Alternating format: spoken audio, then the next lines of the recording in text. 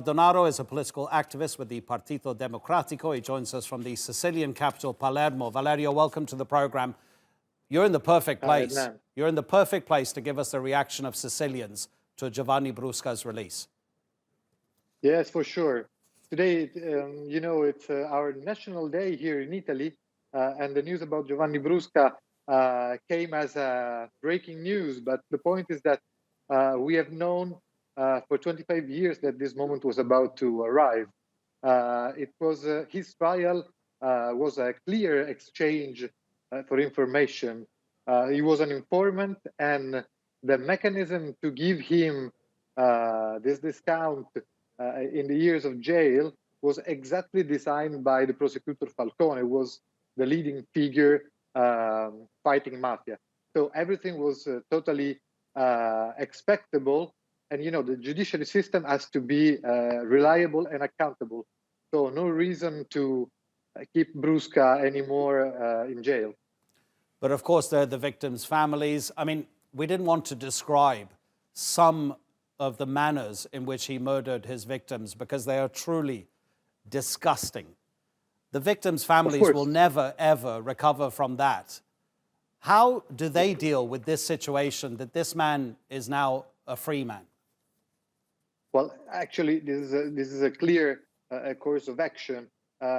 He was a criminal, and that's for sure. His manners were brutal, and he was one of the worst criminals of the Italian landscape during the 80s and the 90s. But at the same time, I want to stress that we have a judiciary system. The sentence were for 25 years, and we are after 25 years. We have to suppose that he recovered from his faults. Tell us about the mafia in general as it is now compared to when Brusca was sent to prison.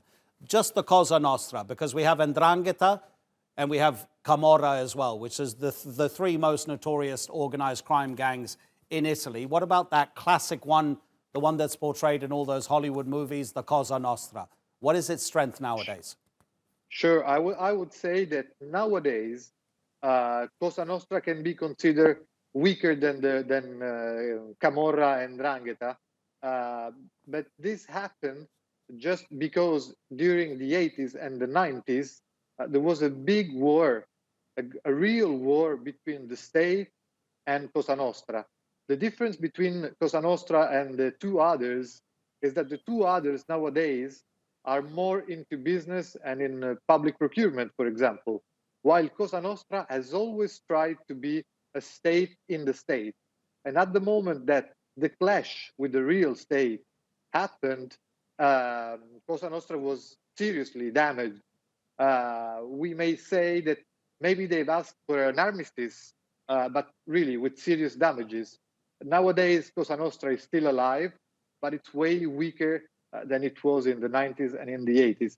Yeah, and it was a few decades ago that Cosa Nostra was believed to have possibly even Italian prime ministers in their pocket. I mean, their infiltration into Italian political life was extremely significant. What about now and these organized crime groups and their influence on Italian politics? I would say that the fight of the state has been successful till now.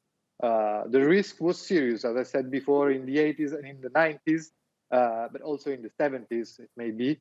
But this fight was really effective, and the rules that Italy designed to fight organized crime are nowadays well used also in the rest of Europe and in the international bodies that prosecute organized crime.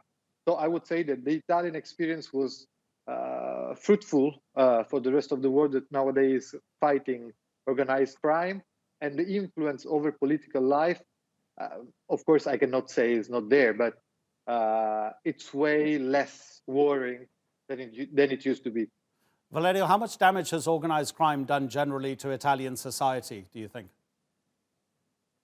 Well, I'm anti-prohibition in general, so I would say that the real damage that organized crime did to Italy is the loss of life and the loss of earnings for the state.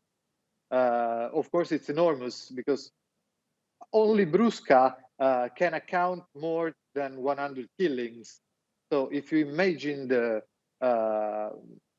magnitude of this phenomena in Italy, the loss that we have to imagine is a loss similar to a war. And I stress also in terms of earning for the state.